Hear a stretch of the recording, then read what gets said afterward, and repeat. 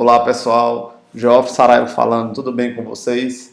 Antes de começar a falar sobre o vídeo de hoje, eu vou pedir para que se inscrevam no meu canal e curtam esse vídeo caso gostem, porque semanalmente eu estou atualizando esse canal com um outro tema que eu reputo que seja importante para o leigo, para o advogado, então para quem quer saber melhor o que acontece no mundo jurídico, né?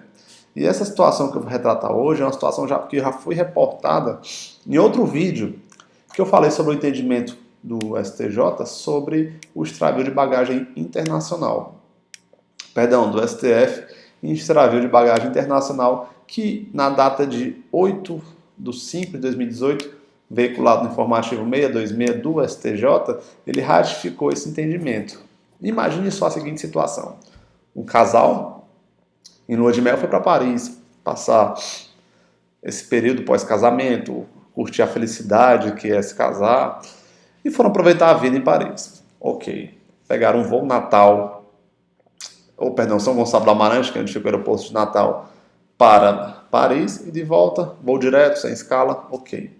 Na volta, perceberam que a bagagem havia sido extraviada.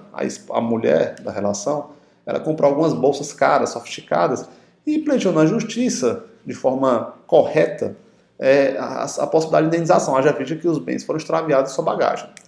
Sentença de piso condenou a empresa aérea a pagar o valor devido das bolsas, deu um valor até relativamente alto, mas quando chegou ao nível de STJ, foi aplicado um entendimento veiculado no STF, que pesa que é possível a limitação por legislação internacional especial de direito do passageiro à indenização por danos materiais decorrentes de extravio de bagagem em voos internacionais.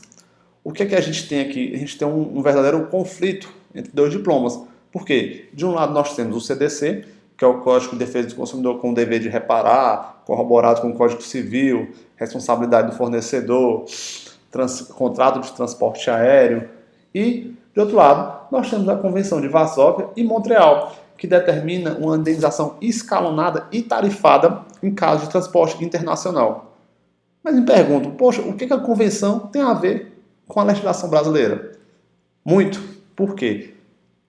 A Constituição Federal, no artigo 178, ela dispõe que, eu vou ler para vocês, a lei disporá sobre a ordenação do transporte aéreo, aquático e terrestre, devendo quanto à ordenação do transporte internacional, observar os acordos firmados pela União, atendido o princípio da reciprocidade, que é um princípio veiculado no direito internacional, que o Brasil utiliza em algumas relações migratórias, algumas relações comerciais que ele entabula com um ou outro país.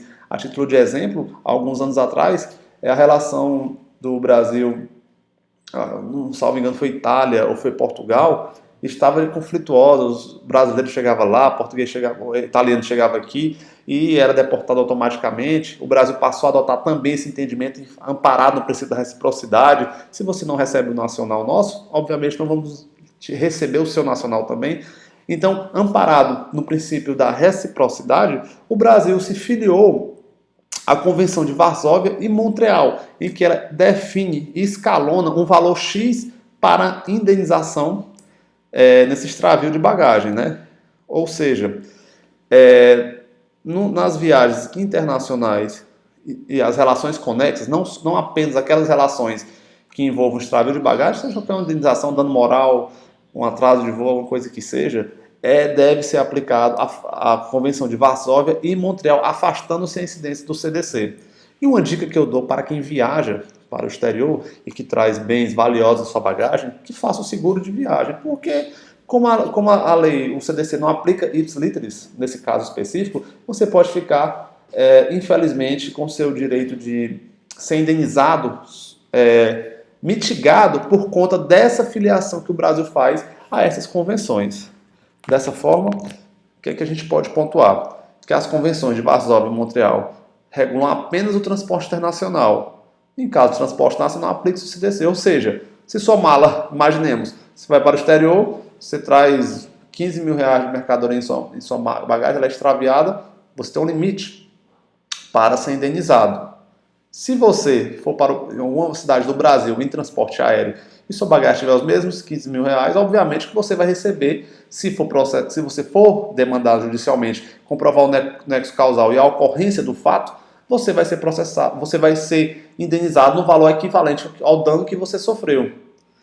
Outro ponto, essas convenções de Varsóvia e Montreal, elas não se aplicam somente ao extravio de bagagem. Qualquer questão relacionada ao transporte aéreo internacional é aplicado essas convenções, que o Brasil se filia. Então, pessoal, esse é o vídeo de hoje. Reitero no conselho, vai para o exterior, faça um seguro de viagem que cubra as suas bagagens, declare que você efetivamente está levando, porque se você for demandar judicialmente, muito provavelmente você não terá essa indenização concedida, haja vista essas convenções ao qual o Brasil se filia. Um abraço, fiquem com Deus e até breve. Espero que gostem. Se não tiverem gostado, vocês podem comentar, colocar dicas, sugestões, que eu gosto muito de receber essas dicas, porque serve até para a palavra própria dinâmica do canal. Porque às vezes tem um tema ou outro que eu reputo que seja importante, algum seguidor acha que é importante, que é muito válido para a gente que tenta produzir um pouco de conteúdo para essa rede. Muito obrigado e até breve.